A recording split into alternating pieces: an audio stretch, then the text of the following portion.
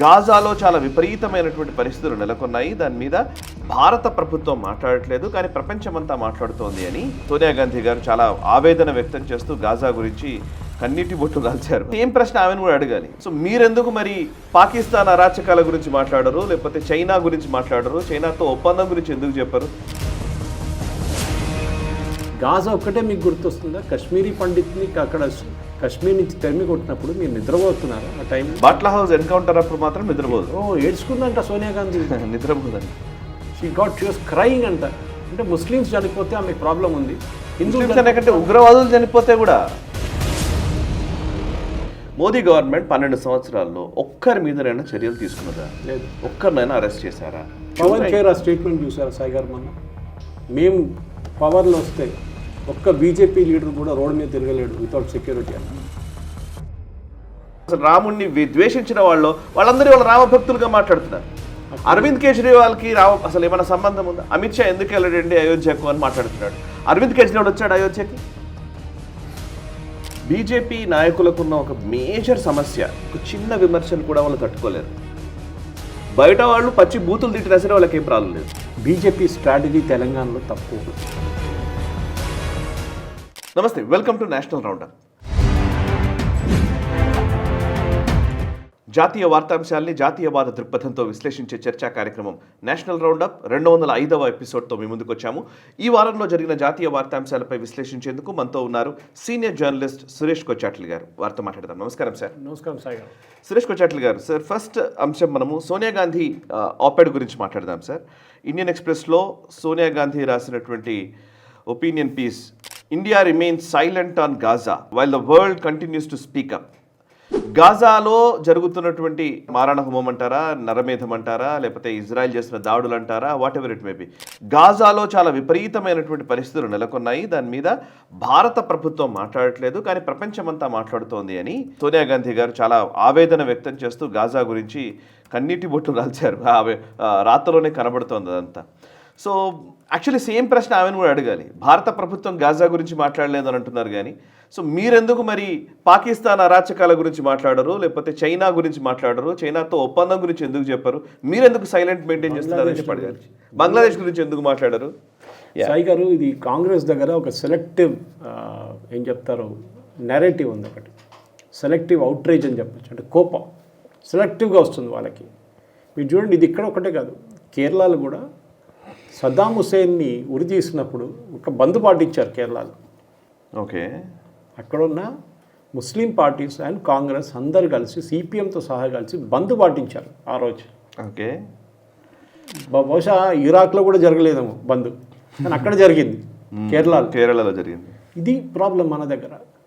రఫా జరిగినప్పుడు all eyes on రఫా అని ఉండే. ఆల్ ఐస్ ఆన్ రఫా. మన ఫిలిం స్టార్లో, ఎస్పెషల్లీ కేరళలో ఉన్న ఫిలిం స్టార్ పృథ్వీరాజ్, సుకుమార్ అని వీళ్ళందరూ ఆల్ ఐస్ ఆన్ రఫా. సాగర్, ఒక మాట మనం గుర్తుపెట్టుకోవాలి. ఇవాళ actually by coincidence today is the 1000th day, October 7th జరిగి ఇజ్రాయెల్లో దాడి జరిగి చాలామంది చంపేశారు చూడండి, Hamas terrorist. Today is the 1000th day, 1000 రోజులు అయిపోయింది ఇవాళకి. October 7th జరిగింది. సో ఈ ఘటనకి మనం గుర్తుపెట్టుకోవాల్సింది ఏంటంటే, మెయిన్గా ఎవరు చేశారు? హమాస్ టెర్రరిస్ట్ ఎవరు? ఒక 30% మంది హమాస్ టెర్రరిస్ట్ ఉన్నారు ఇటువైపు వచ్చిన వాళ్ళు, గాజా నుంచి ఇజ్రాయెల్ లోపలికి వచ్చిన వాళ్ళు. మిగతా 70% సివిలియన్స్ ఉండే. వాళ్ళు కూడా ఈ హత్యాకాండంలో పార్టిసిపేట్ చేశారు. వాళ్ళు కూడా ప్రజలను చంపారు, ఇజ్రాయలీ రేప్ చేశారు, వాళ్ళ మహిళల్ని, పిల్లల్ని చంపారు, చాలామందిని కిడ్నాప్ చేసి తీసుకెళ్ళారు. మీరు చూస్తుంటారు, సివిలియన్స్ తీసుకెళ్లారు ఇజ్రాయలీస్ని అటువైపు. కరెక్ట్. అప్పుడు వీళ్ళ మీద దాడి ఎందుకు చేయకూడదు సాయి గారు? చెప్పాలి కదా. ఇది మనం కాశ్మీర్లో చూస్తుంటాం, ఇప్పుడు కాదు, ముందు కాశ్మీర్లో టెర్రరిస్ట్ని చుట్టుకున్నప్పుడు ఆర్మీ వాళ్ళు రాళ్ళు విసురుతారు, మహిళలు వచ్చి, పిల్లలు వచ్చి బ్లాక్ చేస్తారు హ్యూమన్ షీల్డ్గా. అదెందుకు సాయి గారు? అప్పుడు వాళ్ళ మీద చర్యలు ఉండకూడదా? ఉండాలి, 100% ఉండాలి. నేను చెప్తున్నాను, మీరు ఎంత మటుకు ఇజ్రాయలీస్ మీద దాడి చేశారో అదే మీకు రిటర్న్ ఇచ్చారు వాళ్ళు. టనల్స్ కట్టిన ఎట్లా ఇచ్చారు? మీరు హాస్పిటల్ కింద టనల్స్ కన్స్ట్రక్ట్ చేయడానికి మీకు ఎవరు అధికారం ఇచ్చారు? మీరు హాస్పిటల్ వాళ్ళు నిద్రపోతున్నారా? ఇప్పుడు మనం లెబనాన్లో చూస్తున్నాం సేమ్ సిచ్యువేషన్. బేరూట్ని కొట్టేస్తున్నారు, సౌత్ లెబనాన్లో ఇల్లు దాడి, షాప్ పైన ఏమో క్లాత్ షాప్ ఉంది, బట్టల షాప్, కింద మొత్తం టనల్స్ ఉంది. అక్కడి నుంచి బయటకు వచ్చి ఫైర్ చేసి మళ్ళీ టనల్ లోపలికి దూరిపోతారు. హాస్పిటల్ లోపల డంప్ ఉంది, అదే అంటారు. సో మీరు చెప్పినప్పుడు సోనియా గాంధీ గారు అడగాల్సింది ఇది, ఈ సెలెక్టివ్ అవుట్రీచ్ ఎందుకు? గాజా ఒక్కటే మీకు గుర్తొస్తుందా? కశ్మీరీ పండిత్ని అక్కడ కశ్మీర్ నుంచి తరిమి కొట్టినప్పుడు మీరు నిద్రపోతున్నారా ఆ టైంలో? ఓకే, బంగ్లాదేశ్లో హిందువులు చంపినప్పుడు మీకు అప్పుడు నోరు తెరవరా మీరు? అప్పుడు ఎందుకు మీకు ప్రాబ్లం? ఎందుకంటే ఓట్ బ్యాంక్ పాలిటిక్స్. ఇది మనకు తెలిసింది సార్ గారు, కొత్తదేం కాదు. కాంగ్రెస్కి ఎప్పటి నుంచో ఉంది. 3,000 మంది సిక్కులను చంపినప్పుడు ఢిల్లీలో 3,000+ కాంగ్రెస్ లీడర్లు చంపారు. హెచ్కేఎల్ భగత్, సజ్జన్ కుమార్, జగదీష్ టైట్లర్ వీళ్ళందరూ చేశారు కదా. అప్పుడు వీళ్ళు రాహుల్ గాంధీని అడిగితే నాకు తెలియదు, నేను చాలా చిన్నోడు అప్పుడు అంటున్నారు. కానీ మిగతా అంతా గుర్తుంటుంది. ఆర్ఎస్ఎస్ లెటర్ రాశారు, సవర్కర్ లెటర్ రాశారు, అదంతా అప్పుడు ఆయన చిన్నోడు కాదంట, అప్పుడు ఆయనకు అన్నీ గుర్తుంటుంది. ఇది వీళ్ళ ప్రాబ్లం. ఈ సెలెక్టివ్ ఉంది చూడండి, ఇది మనం ప్రియాంక్ ఖార్గే స్టేట్మెంట్లో కూడా చూస్తున్నాం. ఇన్ఫ్యాక్ట్ నిన్న ఆయన కోర్టుకి వెళ్ళిండు, బెంగళూరులో కోర్టుకి వెళ్ళి RSS is not an organization, registered కాదు, దానికోసం నా మీద చర్యలు తీసుకోకూడదు, defamation court said nothing doing, it will be taken against you because supreme court పాత జడ్జ్మెంట్. నేనేం చెప్తాను అగైన్, పల్గర్లో సాధువులు చంపినప్పుడు వీళ్ళకి నిద్ర వచ్చిందా సాయి గారు రాత్రి 6 రోజు? అవును, బాట్లా హౌస్ ఎన్కౌంటర్ అప్పుడు మాత్రం నిద్రపోదు. ఏడ్చుకుందంట సోనియా గాంధీ, నిద్రపోదంట. షీ వాస్ క్రైయింగ్ అంట. అవును, అంటే ముస్లిమ్స్ చనిపోతే ఆమెకు ప్రాబ్లం ఉంది, హిందువులు కంటే ఉగ్రవాదులు చనిపోతే కూడా ఎందుకు బాధపడింది. మణిపూర్ తీసుకోండి, మణిపూర్లో చర్చ్ తగలబెట్టారు అని చెప్పి గొడవ చేశారు వీళ్ళు, కుక్కీ మీటీస్ నడిపిన గొడవ. ఇప్పుడు మీటీస్ పక్కన వెళ్ళిపోయారు, వాళ్ళ సంబంధమే లేదు. ఇప్పుడు నాగాలు కుక్కీలు కొట్టుకుంటున్నారు. Okay, Nagas are Christians, Kukis are also Christians to large extent. ఇప్పుడు ఏం జరుగుతుంది సాయి గారు? ఇప్పుడు 7 మంది నాగాలను చంపారు కుకీస్, దారుణమైన హత్య ఉండేది, కిడ్నాప్ చేసి హాస్టేజ్గా ఉంచుకొని. సోనియా గాంధీ కానీ కాంగ్రెస్ వైపు నుంచి ఒక స్టేట్మెంట్ రాలేదు సాయి గారు ఇప్పుడు. కరెక్ట్. కేరళలోని చర్చ్లు పెద్ద స్టేట్మెంట్ ఇచ్చారు వాళ్ళు, కేసీ వేణుగోపాల్ కానీ ఇప్పుడు సతీశన్ కానీ అక్కడ ఉన్న లీడర్స్ అందరూ కలిసి స్టేట్మెంట్ ఇచ్చారు, పెద్ద స్టేట్మెంట్. ఏది? మీటీలు హిందువులు చంపేస్తున్నారు, చర్చ్లు తగలబెడుతున్నారు. ఇప్పుడు ఏమైందండి? Nagas rightly have rejected apology, just no apology. ఎవరు చంపారో వాళ్ళని మేము చెప్తాం డెఫినెట్గా. ఇప్పుడు లేచుకుంటున్నారు lessons what they are doing Sai గారు. ఈమెకి ఎప్పుడు ఇదే ప్రాబ్లం. అఫ్కోర్స్ ఆమె రాయలేదు ఆర్టికల్, అది మనకు తెలిసింది, ఆమెకి రాదు రాయడానికంతా. ఇది గోస్ట్ రిటర్న్, ఏదో మన పవన్ ఖేరానో లేకుంటే జయరాం రమేషో ఇట్లాంటి వాళ్ళు రాసుంటారు ఆర్టికల్. అది పబ్లిష్ చేయడానికి రెడీగా ఇండియన్ ఎక్స్ప్రెస్ కానీ హిందూ లాంటి పబ్లికేషన్స్ ఆల్వేస్ రెడీ ఉంటారు వాళ్ళు, డబ్బులు కూడా ఇస్తారు బహుశా దానికి. It will be paid advertising అన్నమాట. సో నేను చెప్పాలి మెయిన్గా ఏంటంటే సాయి గారు, వీళ్ళ కాంగ్రెస్ దగ్గర ఉన్న సెలెక్టివ్ ఏం చెప్తారు, ఒక అవుట్రేజ్ ఒకటి, దీన్ని మనం ఎక్స్పోజ్ చేయాలి. చాలా ఇన్సిడెన్సెస్ ఉన్నాయి సాయి గారు. అయినా ఇంతకుముందు ఆమె నికోబార్ ప్రాజెక్ట్ గురించి కూడా రాసింది. ఎస్, ఇట్లాగే ఓపెడ్ నికోబార్ ప్రాజెక్ట్ గురించి రాశారు. ఈవెన్ రాహుల్ గాంధీ అక్కడికి వెళ్ళి ఏదో స్కూబా డైవింగ్ చేస్తాడు. ఎందుకు? బికాస్ మన అందరికి తెలిసింది, స్టేట్ ఆఫ్ హోర్మోస్ అని మనం ఎన్నో రోజుల నుంచి మాట్లాడుతున్నాం. నేను చాలా ఛానల్ వెళ్ళి దీని గురించి మాట్లాడుతున్నాం.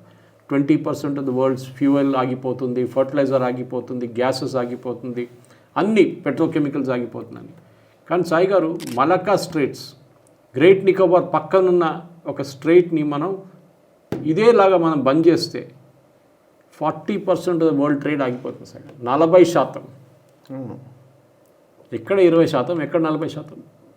దానికోసం మన అందరూ తెలుసు, ఈ సోనియా గాంధీ కానీ రాహుల్ గాంధీ మీకు గుర్తుంటుంది, రఫాల్ కేసు వచ్చినప్పుడు ఇదే నరసింహన్ రామ్ హిందూ డాక్యుమెంట్ క్రాప్ చేసి ఫేక్ డాక్యుమెంట్ పబ్లిష్ చేశాడు, దాన్ని సుప్రీంకోర్టు పట్టుకున్నారు ఆయన్ని.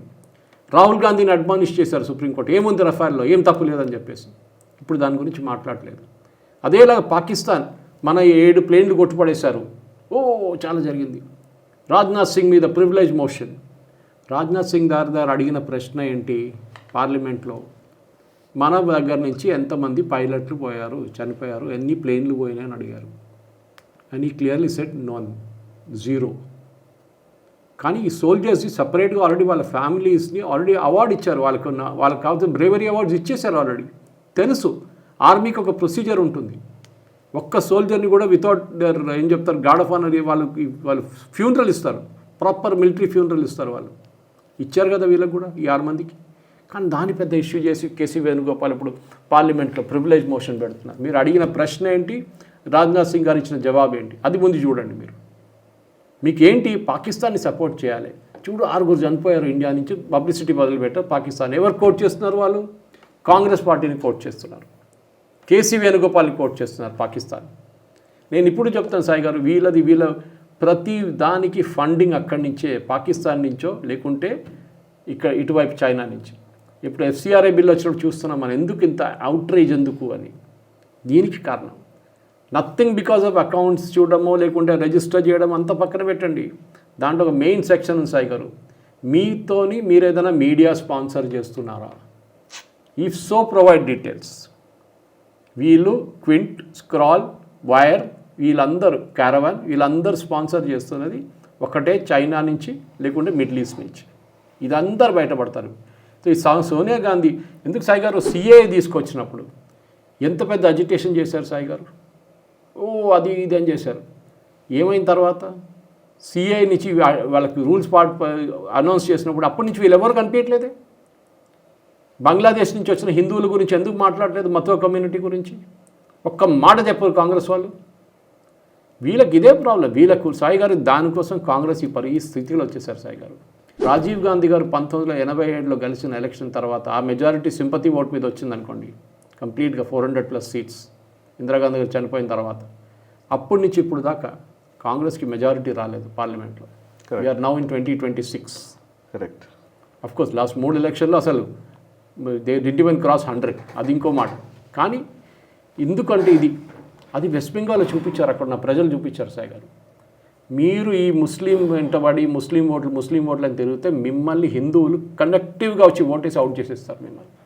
వెస్ట్ బెంగాల్ చూపించారు మమతా బెనర్జీని ఎట్లా చేస్తామని. ఇదే జరుగుతుంది. అస్సాంలో జరిగింది. గెలిచిన 18 మందిలో 17 మంది ముస్లిమ్స్ ఉన్నారు కాంగ్రెస్ నుంచి. వై కాంట్ ఇక్కడ సింగిల్ అట్లీస్ట్ 5 హిందూస్ 6 హిందూస్ ఎందుకు గెలవలేదు? ఇది ప్రాబ్లం.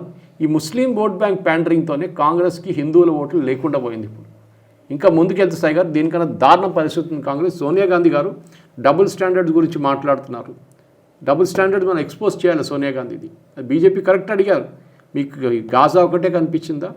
మీకు ఇజ్రాయెల్ వారు ఎందుకు చేశారు ఇజ్రాయెల్ అడగండి. ముందెవరు మొదలుపెట్టారు యుద్ధం, దాని గురించి మాట్లాడలేదు. ఇజ్రాయెలీ ప్రజలను చంపారు, దాని గురించి సోనియా గాంధీకి ప్రాబ్లం లేదు. గాజాలో చంపేస్తున్నారు, సో వాట్? టెర్రరిస్ట్ కదా వాళ్ళు? They are terrorist. సివిలియన్స్ కూడా టెర్రరిస్ట్ అక్కడ. Very very obvious. చిన్నప్పటి నుంచే పిల్లల్ని తయారు చేస్తారు. మంతగా చూసాం కాశ్మీర్లో ముందు, ఇప్పుడు లేదనుకోండి, ఆ ఫ్యాక్టరీ బంద్ అయిపోయింది. ఇప్పుడు ఇది మనం ఎక్స్పోజ్ చేయాలి. సోనియా గాంధీ గారు, రెగ్యులర్ రాహుల్ గాంధీ కూడా వీళ్ళకి ఎంత డబ్బులు ఇచ్చారు, చైనా ఎందుకు ఇచ్చారు, మిగతా చోటు నుంచి ఎంత డబ్బులు వీళ్ళకి వస్తుంది, this all should be exposed. అది కాకుండా సాయి గారు ఈవెన్ నౌ నేను చెప్తాను, మోదీ గారు ఉన్నట్టు చేయట్లేదు. ఏంటి? బోఫోర్స్ ఇన్వెస్టిగేషన్ పేపర్ గవర్నమెంట్ దగ్గర ఉంది, ఎక్స్పోజ్ చేయండి. బోఫోర్స్లో వచ్చిన డబ్బులు ఎవరికి వెళ్ళింది, ఒటావియా కాట్రాచి ఎంత డబ్బులు తీసుకెళ్లారు, who is Ottavio Quattrocchi, how is he related, how is he. కానీ ఒక మాట నిజంగానే అడుగుతాను సార్ నేను. ఇప్పుడు UPA గవర్నమెంట్ అవినీతి ఆరోపణలు మీద మనం చాలా విషయాలు మాట్లాడాం. 2G స్కామ్ దగ్గర నుంచి, కోల్ స్కామ్ దగ్గర నుంచి ఎన్నో ఆరోపణలు మాట్లాడాం కదా. ఇప్పుడు సీరియస్గానే మోదీ గవర్నమెంట్ 12 సంవత్సరాల్లో ఒక్కరి మీదనైనా చర్యలు తీసుకున్నదా? లేదు. ఒక్కరినైనా అరెస్ట్ చేశారా? 2G కేసు ఇస్తాను. మరి ఇంతకుముందు జరగలేదన్నట, అవినీతి జరగలేదని చెప్పాలా? అక్విటల్స్ వచ్చాయి 2Gలో అయితే. 2G అక్విటల్స్ అప్పీల్ చేశారు. టెక్నికల్ ఫీల్డ్ మీద చేశారు. నో అక్కడ తప్పు. టెక్నికల్గా అప్పీల్ చేశారు వీళ్ళు.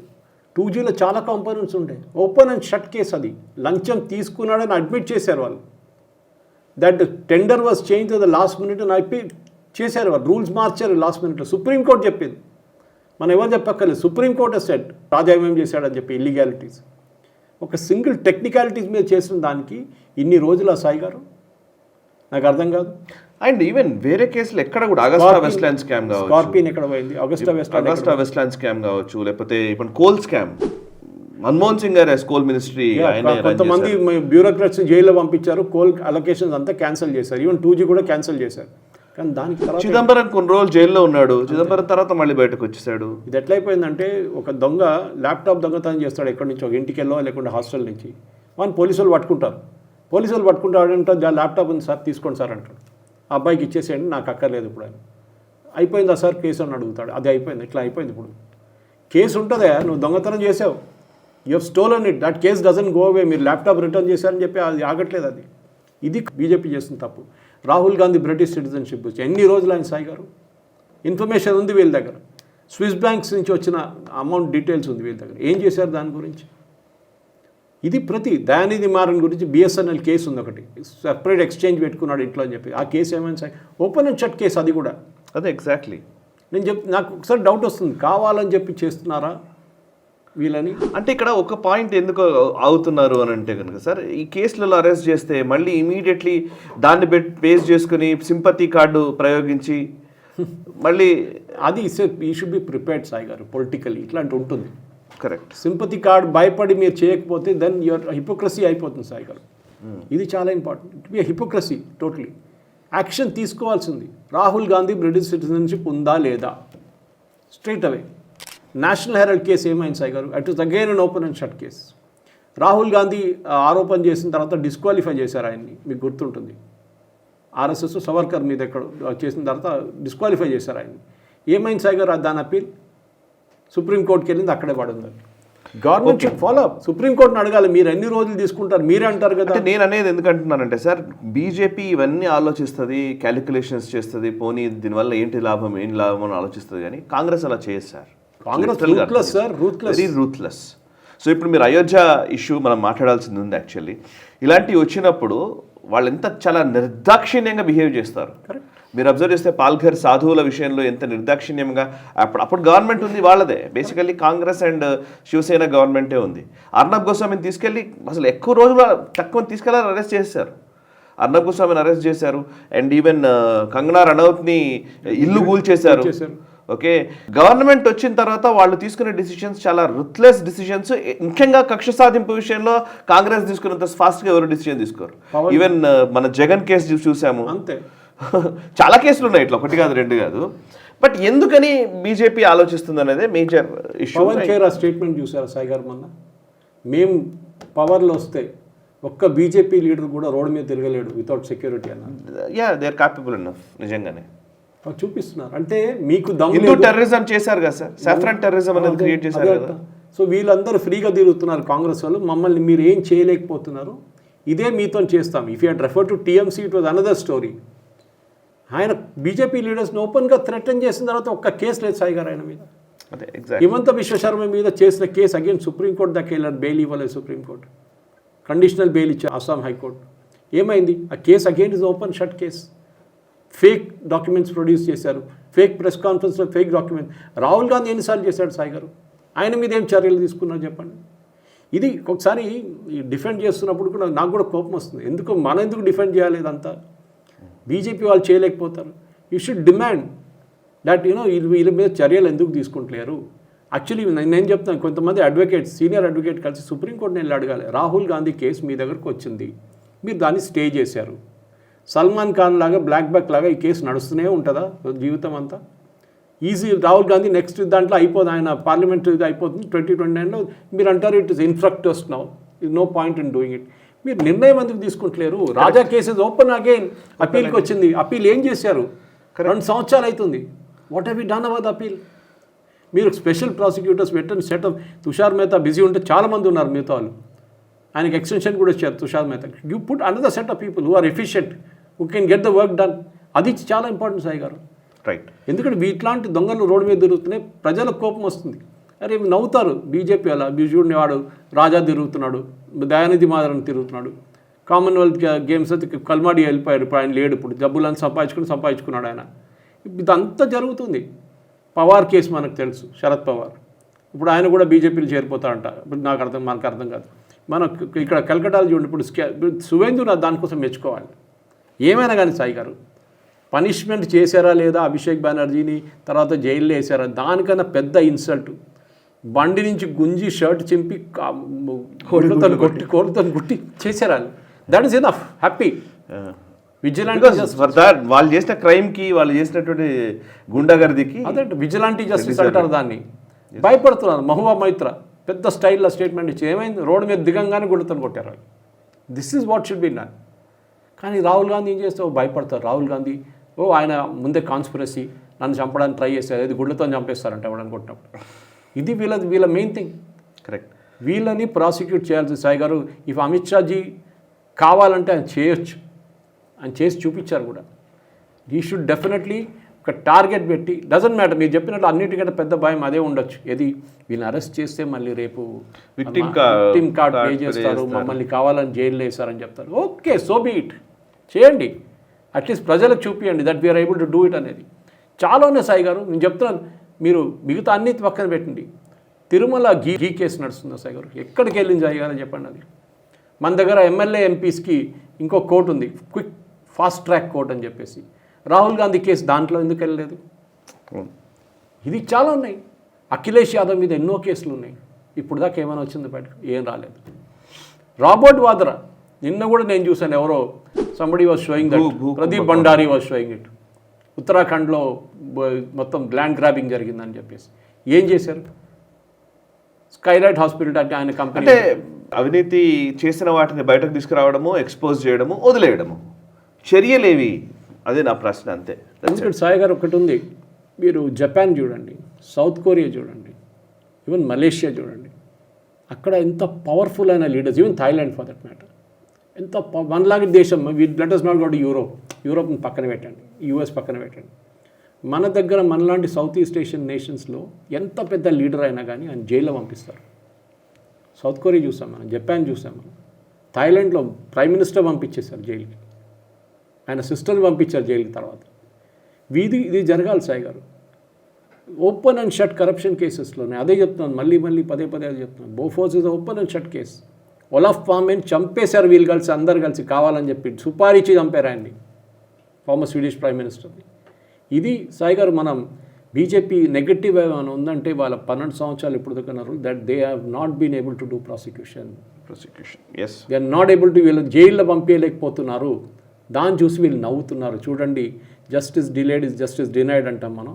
ఆర్జీ కార్ కేసు గురించి మాట్లాడతాం, సందేశ్ ఖాళీ గురించి మాట్లాడతాం, కానీ అక్కడ కూడా ఇప్పుడు చూడండి, ఈ గవర్నమెంట్ వచ్చిన తర్వాత, సువేందు గవర్నమెంట్ వచ్చింది, ఇట్స్ గోయింగ్ ఫుల్ స్పీడ్ నా.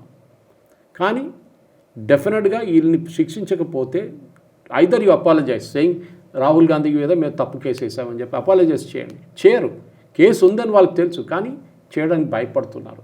Okay, yes sir. నెక్స్ట్ అంశంలోకి వెళ్దాం సార్. అయోధ్య కేసు గురించి RSS general secretary Dattatreya Hosabale గారు స్పందించారు. రాష్ట్రీయ స్వయం సేవక్ సంఘ్ నుంచి కీలకమైన నాయకులు స్పందించడం మొదటిసారి అయోధ్య ఇష్యూలో.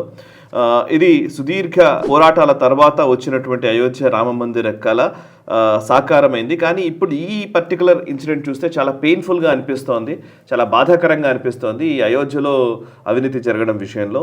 అండ్ అంతేకాదు, ఎస్ఐటి విచారణ జరుగుతోంది, అప్పుడే కంక్లూషన్స్లోకి రానవసరం లేదు, మీరు కొంచెం ఓపికగా ఉండండి, భక్తుల మనోభావాలు దెబ్బతిన్నాయి, డెఫ్స్ కరెక్టే, కానీ ఎట్ ద సేమ్ టైం ఈ విచారణ జరుగుతుందన్న కాన్ఫిడెన్స్ నాకు ఉంది అని దత్తాత్రేయ హొసబళే గారు చెప్తున్నారు.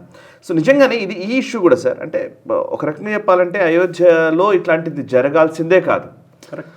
అంటే ఇందులో వెలుగులోకి వస్తున్న అంశాలు చూస్తూ ఉంటే సార్, ఇప్పుడు ఒక అవినీతి జరుగుతోంది అని తెలిసి దాన్ని కొన్ని రోజులు కప్పిపుచ్చే ప్రయత్నం జరిగిందనేది కూడా వీళ్ళలో వినపడుతున్న విషయం. కొంతమంది ఇళ్ళు కొనుక్కున్నారు, ల్యాండ్స్ కొనుక్కున్నారు, వాడు ఎక్కడొక్కడో దాచిపెట్టుకున్నారు డబ్బులు. ఇంత జరుగుతూ ఉంటే ఎందుకని విజిలెన్స్ లేదు, ఎందుకు వాళ్ళ మీద చర్యలు తీసుకోలేదు? ఈ ప్రశ్న చాలా వేధిస్తున్న ప్రశ్న ఇది ప్రతి ఒక్కళ్ళం. అంటే అందరం అట్లా అని చెప్పేసి ఇమీడియట్లీ ఆ ట్రస్ట్లో ఉన్న అందరు అవినీతి పరులు చెప్పకపోవచ్చు, but at the same time ఇట్లాంటిది జరగాల్సిన సంఘటనే కాదు.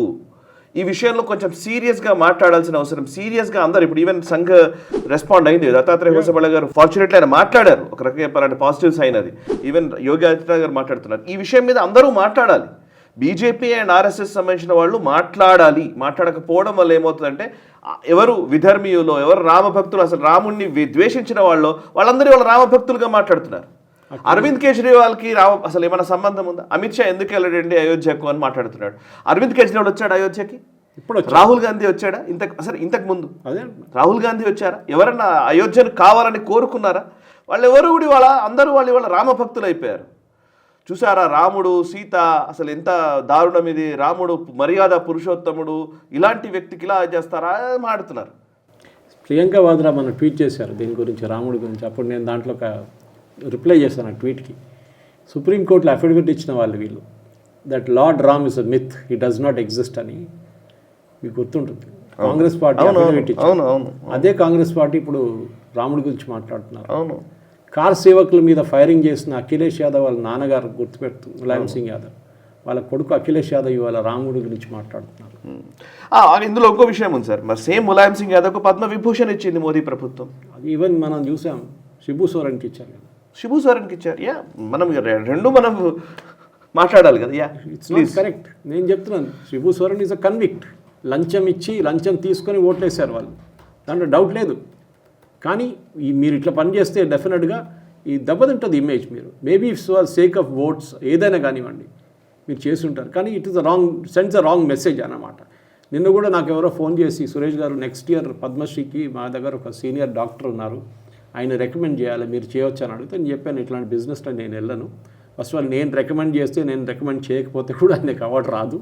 ఓకే, మోదీ గారు గవర్నమెంట్ మీకు తెలుసు చాలా క్లియర్గా that they go by certain people, certain principles. కానీ ఇట్లాంటిది చూస్తే మనకు కూడా డౌట్ వస్తుంది సాయి గారు. ఎనీవే, మనం తిరిగి అయోధ్యకు వద్దాం. సాయి గారు, ఇది ప్రాబ్లం ఎక్కడ వస్తుందంటే, మనం అయోధ్య గురించి మనకు డిఫరెంట్, మనం lord Venkateswara it's okay, Tirumala మనం ఎప్పుడు వెళ్తుంటాం మనం, కానీ అయోధ్య ఒక చాలా పెద్ద పోరాటం తర్వాత సాధించినాం Sai. That is the difference. ఇప్పుడు ఇన్వెస్టిగేషన్ నడుస్తుంది. ఎందుకు వచ్చింది ఇన్వెస్టిగేషన్? ఫస్ట్ ఆఫ్ ఆల్ అది అర్థం చేసుకోవాలి. బికాజ్ మీరు ప్రాసెస్ అండ్ సిస్టమ్స్ పెట్టలేదు. ఇప్పుడు టెంపుల్ అథారిటీస్ అంటున్నారు మాకు కౌంటింగ్తో సంబంధం లేదు, which is correct technically. Okay, అది బ్యాంక్ వాళ్ళ పని, అది బ్యాంక్ వాళ్ళు అప్పగించిన ఎంప్లాయీస్ వీళ్ళందరూ. కానీ వీళ్ళు ఎవరిని రికమెండ్ చేశారు? బ్యాంక్ వాళ్ళు అంటున్నారు వీళ్ళు రికమెండ్ చేస్తుంది అంతా టెంపుల్ వాళ్ళు చాలామంది. ఆబ్వియస్లీ. ఓకే, మీరు అంటారు మా వాడు ఉన్నాడు, మా తమ్ముడు వాటికి ఇప్పుడు ఉద్యోగం లేదు, కొంచెం ఇచ్చేసాను తీసుకోవడానికి కౌంటింగ్లో అని. ఇక్కడే సాయి గారు, బికాజ్ ప్రజలు అక్కడున్న భక్తులు వచ్చి ఇచ్చిన డబ్బులు ఇదంతా ఎందుకు ఇస్తారు? కానకాగా ఇస్తారు, హుండీలో ఇస్తారు. మన తిరుమలలో కూడా జరిగింది, శబరిమలలో కూడా జరిగింది, అన్ని చోట్ల. బట్ ఒక కరెక్షన్ తీసుకొచ్చారు. శబరిమలలో అయితే మొత్తం గుడి కొట్టేశారు. ఇప్పుడు గుడిది బంగారమే తీసుకెళ్ళిపోయారు. ఆలోచించండి. కానీ ట్రస్ట్ అనేది చాలా ఇంపార్టెంట్ సాయి గారు. మీరు ఒక మనిషిని ఒక ప్లేస్లో పెట్టినప్పుడు, వాళ్ళ మీద ట్రస్ట్ ఉన్నప్పుడు, ఆ ట్రస్ట్ వాళ్ళు ఇట్లాంటి పని చేస్తే మీకు మొత్తం మీ ఇమేజ్ దెబ్బతింటుంది. ఇమేజ్ అని కాదు, మీకు కాన్ఫిడెన్స్ పోతుంది. ప్రజలు అడుగుతారు, భక్తులు అడుగుతారు, నేను ఎందుకు వెళ్ళాను అక్కడ. లక్కీగా సాయి గారు ఏం చెప్పినా కానీ ఈ లాస్ట్ 1 వీక్ నుంచి కాంట్రవర్సీ జరిగిన తర్వాత భక్తుల సంఖ్య అక్కడ పెరిగిందంట, which is a good sign. కానీ మనం గుర్తుపెట్టుకోవాలి, ప్రతి మనిషి ఇప్పుడు ఇటుకిచ్చిన మనిషి నుంచి బంగారం ఇచ్చిన వాళ్ళు అందరూ అడుగుతున్నారు, నా బంగారం సేఫేనా, నేను ఇచ్చిన సిల్వర్ బ్రిక్ కరెక్ట్ ఉందా అక్కడ, వెండిది ఉందా అక్కడ, లేకుంటే మా బంగారంది ఒక నెక్లెస్ ఇచ్చాను అది అక్కడ ఉందా లేదా, ఈ ప్రశ్నలు వస్తున్నాయి సాయి గారు. ఇది ఒక హ్యూమన్ గ్రీడ్ సాయి గారు. మనం ఇక్కడ కాదు, అన్ని చోట్లలో ఉంటుంది. 10 పైసలు ఇల్లీగల్గా సంపాదించడానికి చూడండి, ఇవాళ ఒక డిఎస్పీ దొరికారు తెలంగాణలో. ఎంత 150-200 కోట్లు దొరికిందండి. కరెక్ట్. ఆలోచించండి సాయి గారు, ఆయన పర్ డే ఎంత సంపాదించుంటాడు? ఆలోచించండి. Is career must be 30-35 years maximum. Retirement ఉన్నాడో లేదో నాకు తెలియదు, కానీ 30 సంవత్సరాలు 20 సంవత్సరాలు పెట్టుకుందాం కెరియర్ సాయి గారు. ఎంత సంపాదించాడు పర్ డే? ఎందుకు చేస్తున్నారు ఇది? మీలాంటి వాళ్ళు మాలాంటి వాళ్ళు మన ఇద్దరం గవర్నమెంట్ దగ్గర ప్లాట్లు తీసుకోలేదు, గవర్నమెంట్ దగ్గర డబ్బులు తీసుకోలేదు, అంతే. సో ఇది మనం మెయిన్గా అర్థం చేసుకోవాలి, that this is what we are doing. మా నాన్నగారు ఎప్పుడు చెప్పేటోళ్ళు, you should hold your head high and walk. మా ఊర్లో చూర్రా దొంగ వెళ్తున్నాడని చెప్పకూడదు, ఆ పరిస్థితికి రాకూడదు మీరు. Okay, that is what more important. కానీ ఇప్పుడు చూడండి, ఇప్పుడు ఈ చేసిన వాళ్ళు చంపత్ రాయ్ కానీ ఎవరైనా కానీ, అండ్ సాయి గారు టిపికల్ మన ఇండియన్ మెంటాలిటీ, ఒక 6 నెలలు ఇదంతా మర్చిపోతారు. మీరు రాసిస్తాను మీకు, 6 నెలలు మర్చిపోతారు. ఉంటుంది కొంచెం మైండ్లో అక్కడెక్కడ జరిగింది కదా, అప్పుడు ప్రాసిక్యూషన్ స్టార్ట్ అవుతుంది, ఇప్పుడు 8 మందిని జైలు వేసేసారు, ఇంకో 8 పట్టుకుంటారు, వాళ్ళని ప్రాసిక్యూట్ చేస్తారు, ఆ కేసు నడుస్తూనే ఉంటుంది, అప్పీల్కి వెళ్తుంది, అప్పీల్ మీద అప్పీల్ ఉంటుంది, సుప్రీంకోర్టుకి వెళ్తుంది, నడుస్తూనే ఉంటుంది. కానీ ప్రాసెస్ ఏమైంది? మనం దీనికన్నా ముందు కూడా మాట్లాడాం.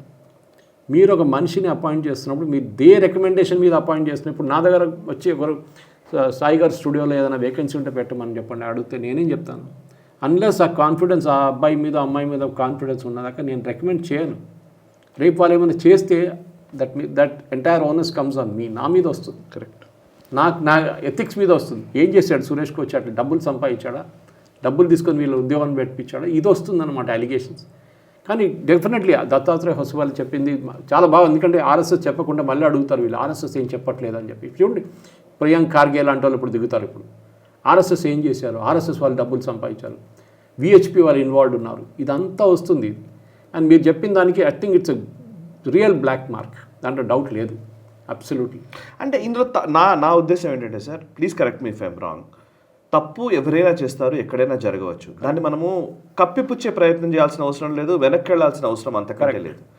ఎస్, మిస్టేక్ జరిగింది, దాన్ని యాక్సెప్ట్ చేయడంలోనే నిజానికి నిజాయితీ ఆధారపడి ఉంటుంది, రైట్? కరెక్ట్. సో ఇప్పుడు నేనేమనుకుంటున్నానంటే, ఈ అయోధ్యలో జరిగిన కొంతమంది ఏదో అవినీతి చేసినంత మాత్రాన అయోధ్య రాముడికి, ఆ రాముల వారి ప్రాశస్త్యానికి, ఆయనకు ఉన్నటువంటి పవిత్రతకి భంగం కలుగుతుంటే పొరపాటు, అంతే కదా? కరెక్ట్. సో దాన్ని మనము హ్యాండిల్ చేయగలిగే సామర్థ్యం మన దగ్గర లేదు అనిపించే భావనలు ఈ మధ్య కాలంలో వస్తున్నాయి. అది ప్రాబ్లం, నా పాయింట్. మీరు యాక్షన్ తీసుకోకపోతే, ఎగ్జాక్ట్, ఎస్ఐటి ఇన్వెస్టిగేషన్ జరగలేదు, అక్కడ ఏం జరగలేదులే అని చెప్పి పుష్ చేసేస్తే అప్పుడు ఒక డౌట్ వస్తుండే ప్రజల, భక్తుల మైండ్లో, ఇది నిజంగా వీళ్ళందరూ కలిసి చేశారా అని చెప్పేసి. అంటే సీనియర్ అక్కడున్న ట్రస్ట్ ఆఫీషియల్స్ కానీ మిగతా వాళ్ళందరూ కలిసి చేశారనేది. నాకు ఒకటే రిలీఫ్ ఏంటంటే, ఇది 2 సంవత్సరాలు జరిగిందనేది. 10 సంవత్సరాల తర్వాత ఈ ఇన్సిడెంట్ బయటకు వస్తే డ్యామేజ్ ఎంత ఉంటుండే సాయి గారు? ఇప్పుడైనా ఒక సిస్టమ్ అండ్ ప్రాసెస్ పెట్టండి. సరే, ఇప్పుడు దాకా జరిగిందంత జరిగింది, ఏం చేయలేం మనం. మీరు ఎవరైనా తీసుకున్నారో వాళ్ళ హ్యూమన్ గ్రీడ్తో జరిగింది ఇదంతా. డబ్బులు సాయి గారు, నేను చెప్తున్నాను ఇప్పుడు కూడా, ప్రీవియస్ వైఎస్ఆర్ సిపి గవర్నమెంట్ ఉన్నప్పుడు ఆంధ్రాలో క్లోజ్ కజిన్ ఆఫ్ జగన్, చాలా క్లోజ్ ఆయన. నాకు ఒకసారి ఫోన్ చేసి, ఆయన 4-5 సార్లు కలిశాను ఆయన, నేను హైదరాబాద్లో ఏదో మీటింగ్లో అక్కడ ఇక్కడ పార్టీలో కలిశాను. వచ్చి నా దగ్గర వచ్చి అంటాను, నా దగ్గర టికెట్లు ఉన్నాయి, స్పెషల్ సేవా టికెట్లు 3,000 రూపాయలు, నేను 50,000కి అమ్మొచ్చు, ఎవరైనా ఉన్నారో చూడండి అని. ఓ మై గాడ్, మీకే డైరెక్ట్? నాకు డైరెక్ట్ వచ్చి చెప్తాను. నేను చెప్పాను, నేను ఎట్లాంటివి కనిపిస్తున్నాను మీకు, టికెట్లు అమ్మడానికి నేను కూడా దిగుతాను. And I told him, I thought you are honest person. దేవుడు టికెట్లు బ్లాక్లో అమ్ముతున్నారు మీరు. ఏదో అక్కడ ఉన్న చిన్న ఒక గవర్నమెంట్ ఒక అఫీషియల్, టీటీడీ ఏదో అఫీషియల్ చేసుకుంటున్నాడు అంటే నేను అర్థం చేసుకోవచ్చు దాన్ని. మీరు ఒక పొలిటికల్ లీడర్, చాలా పెద్ద ముఖ్యమంత్రి ఉన్న అక్కడ, ముఖ్యమంత్రి చాలా క్లోజ్ కజిన్, మీరు బ్లాక్లో టికెట్ అమ్ముతున్నారు. I was shocked literally. నేను దీనికన్నా ముందు విన్నాను అక్కడ కాటేజెస్లో కాన్స్పిరసీ ఉంది, దర్శన్ కాన్స్పిరసీ ఉందని, అన్నీ అట్లాంటివి మేము విన్నాను. కానీ ఇది ఫస్ట్ టైం చూస్తున్నాను సాయి గారు. అంటే దేవుడు భయం లేదా సాయి గారు? దేవుడు చూస్తున్నాడని. కరెక్ట్. వెంకటేశ్వర భగవాన్ అంటాం, మనం అదంటాం, చాలా పవర్ఫుల్ గాడ్ అంటాం, పిలుపు వస్తే అక్కడికి వెళ్ళొచ్చు, లేకుంటే వెళ్ళలేమని చెప్తాం. అట్లాంటి ఈ మనుషులు టికెట్లు అమ్ముకుంటున్నారు.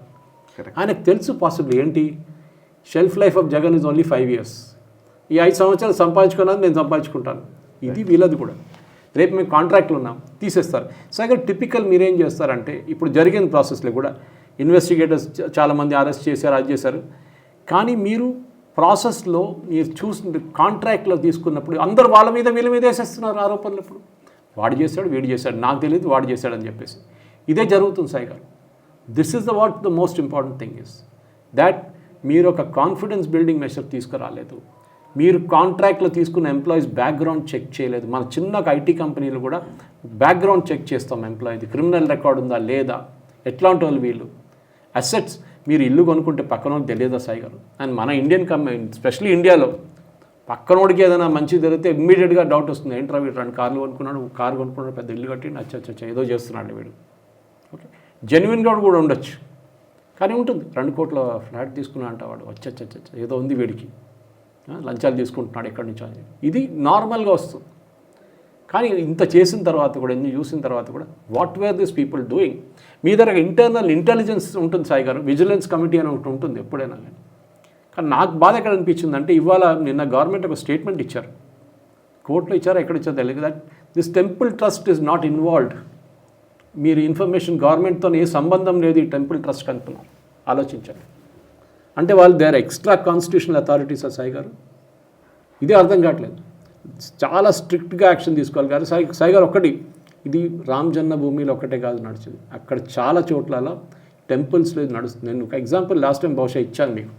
తమిళనాడులో మైలాపూర్లో ఒక ఫేమస్ టెంపుల్లో నంది ఉండే బయట ఒకటి, చాలా పాత temple. I won't take the name and I won't take the name of the person. ఇండియాలో one of the biggest richest business man, ఆయన టెంపుల్ ట్రస్ట్ చైర్మన్ ఉన్నప్పుడు ఆ నందిని ఒకరోజు రాత్రి అక్కడి నుంచి మాయం చేసేసి ఇంకో నందిని తీసుకొచ్చి పెట్టారు. And it's not a light thing. దాన్ని రేపటి క్రేన్ కావాలి మీకు, అంత హెవీ వెయిట్ అది. రాత్రికి రాత్రి. అండ్ ఎగ్జాక్ట్ సేమ్ కొన్ని సంవత్సరాల తర్వాత ఏదో ఒక కారణం, అది ఏదో ఫోటోగ్రఫీ దానికోసం తీసుకొచ్చినప్పుడు అప్పుడు తెలిసింది ఇది డూప్లికేట్ నంది అని. అప్పుడు ఆలోచించండి సాయి గారు, ఇంత పెద్ద మనిషి must be worth some 2,000 crores ఆయన పర్సనల్ వెల్త్. ఆయన ఎందుకు చేస్తాడు సాయి గారు ఇట్లాంటి పని? మన చిన్న ఎంప్లాయీస్ ఇప్పుడు పట్టుకుంటున్నాం, ఓకే వీడు కౌంటింగ్ కూడా పట్టుకున్నాడు, వీడు ఇన్ని డబ్బులు కొట్టి వాడిని కూడా ప్రాసిక్యూట్ చేయాలి, don't doubt about. But what about the other fellows like these people? ఇది మనం అర్థం చేసుకోవాలి సార్. Yes sir. అయితే ఇక నెక్స్ట్ అంశంలోకి వెళ్దాం సార్. నితిన్ నబీన్, బీజేపీ జాతీయ అధ్యక్షుడు నితిన్ నబీన్ గారు 3 రోజుల తెలంగాణ పర్యటన సాగింది. ఈ తెలంగాణ పర్యటనలో నితిన్ నబీన్ ఇవ్వాల్సిన దిశానిర్దేశం ఇచ్చారా, లేకపోతే అందరు జాతీయ నాయకుల్లాగానే ఎప్పుడు మాట్లాడిన ఒక సేమ్ స్టైల్ ఆఫ్ కొన్ని మాటలు మాట్లాడేసి వెళ్ళిపోవడం జరిగిందా? మీకేమనిపించింది ఈ 3 రోజుల పర్యటన తర్వాత ఏమైనా మార్పు వస్తుందా బీజేపీలో? ఆయన చెప్పింది చాలా మటుకు నేను ఎప్పుడు చెప్తుంటాను సాయి గారు. నాకు అనిపించింది ఒకసారి నా దగ్గర ఏం అడుగుకుంటే కాపీ కొట్టాడేమో అని చెప్పి. నితిన్ నబీన్ గారు ఏం చెప్పారు? ఫస్ట్ ఆఫ్ ఆల్ నేను ఎప్పటి నుంచో చెప్తున్నాను, బీజేపీ స్ట్రాటజీ తెలంగాణలో తప్పు. You are going after Congress, you should go after BRS and finish their vote bank. మనం ఎప్పుడు చెప్పుకుంటూ వస్తాం, జేడీఎస్ ఎగ్జాంపుల్ కర్ణాటక. ఏం చేశారు కర్ణాటకలో మన అందరు తెలుసు. ఒక మాండ్యా పార్టీని ఒక నోబడి పార్టీగా చేసేసారు కర్ణాటకలో. ఎట్లా చేశారు? బెల్లారి మన హైదరాబాద్ కర్ణాటక ఏరియాలో కూడా వీళ్ళు పవర్ఫుల్ ఉండే జేడీఎస్. ఓకే, అక్కడ మన రెడ్డి బ్రదర్స్ ఉన్నాయి చూడండి, వాళ్ళతో పాటు అక్కడ కూడా ఫినిష్ చేసేసారు. సరే, బీజేపీ కర్ణాటకలో ఇంటర్నల్ ఇష్యూస్ చాలా ఉన్నాయి, ఎస్పెషల్లీ ఇప్పుడు జరిగిన ఎలక్షన్లో క్రాస్ ఓటింగ్ జరిగింది, అదంతా కరెక్టే. కానీ నితిన్ నబీన్ గారు ఏం చెప్పారు? దట్ యూ షుడ్ బీఆర్ఎస్కున్న 30% ఓట్లు చూడండి, అది మీరు తీసుకోవాలి ఉంటే మీ దగ్గర ఉన్న 10-15% ఓట్లు కలుపుకుంటే మీకు ఒక విక్టరీ మార్జిన్ వస్తుంది. Then you can compete with Congress. Next step, 3 సీట్లు ఉన్న బీజేపీ వెస్ట్ బెంగాల్లో నెక్స్ట్ ఎలక్షన్ వచ్చేదాకా 77, దాని తర్వాత మనం చూస్తే ఎట్లా జంప్ చేశారు, ఫస్ట్ 75, దాని తర్వాత 78, ఇప్పుడు 208. ఎట్లా వచ్చారు? అండ్ ఈ సెడ్ వెరీ క్లియర్లీ, మీరు విన్న ఉంటారు చెప్పిన మాట, వెస్ట్ బెంగాల్లో బీజేపీ ఎంత మటుకు సాక్రిఫైస్ చేశారో మీరు ఆలోచించండి చెప్పారు.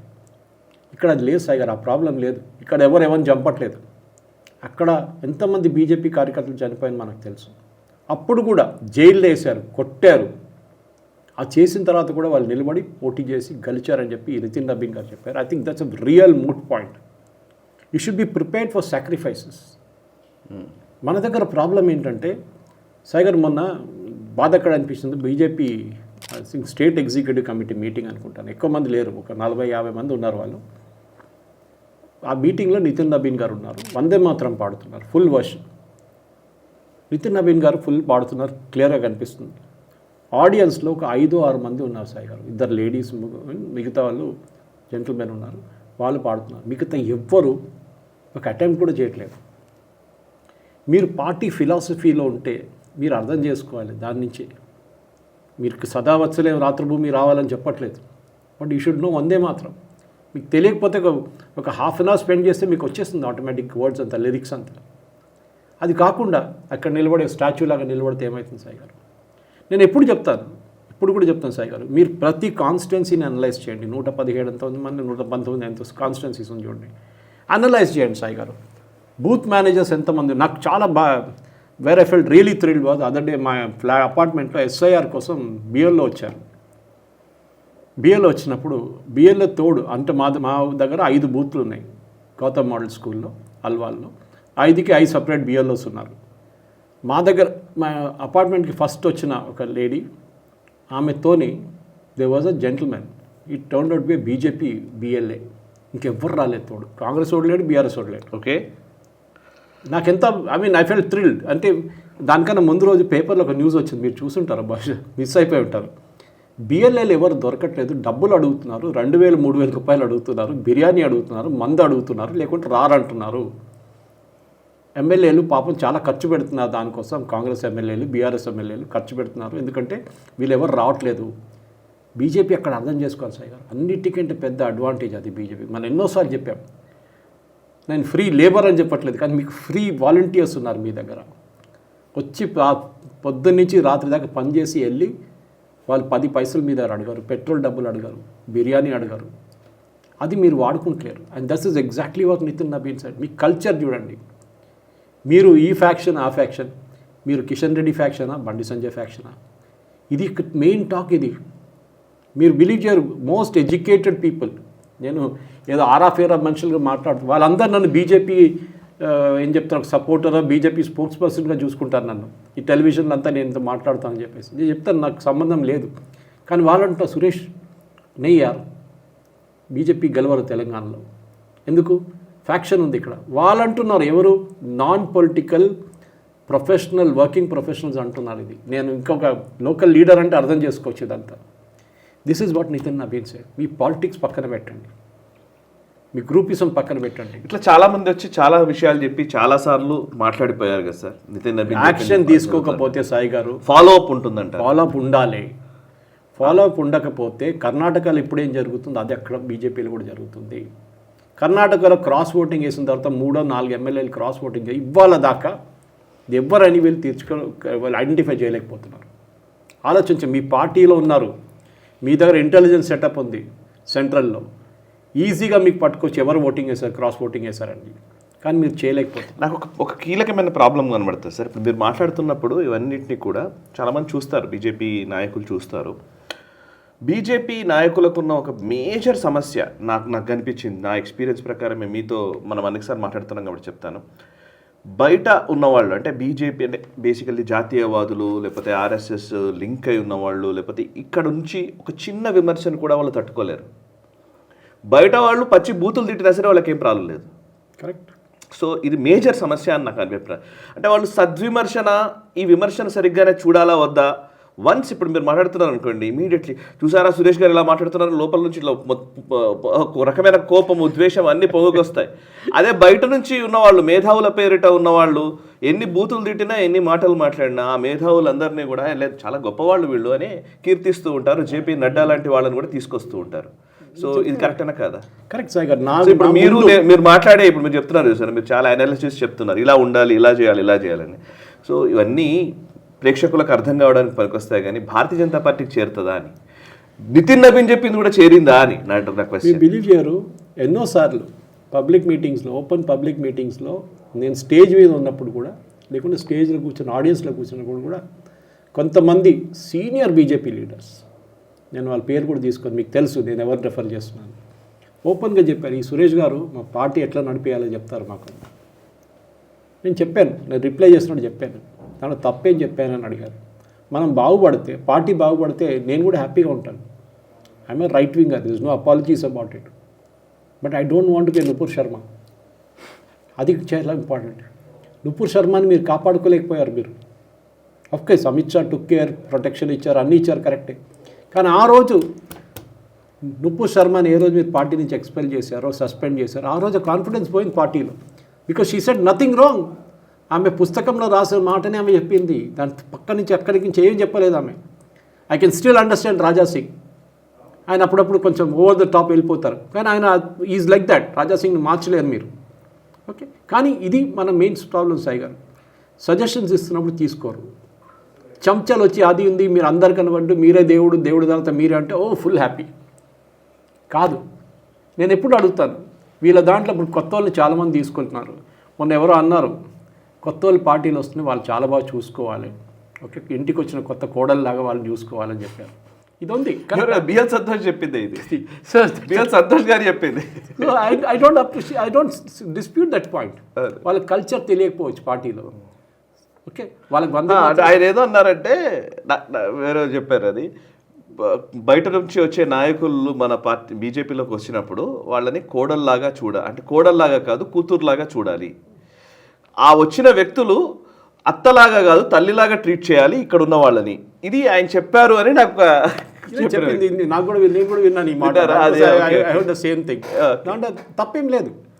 ఇప్పుడు మీరు వెస్ట్ బెంగాల్ చూడండి సాయి గారు, సువేందు అధికారి టీఎంసీ నుంచి వచ్చారు, ఓకే.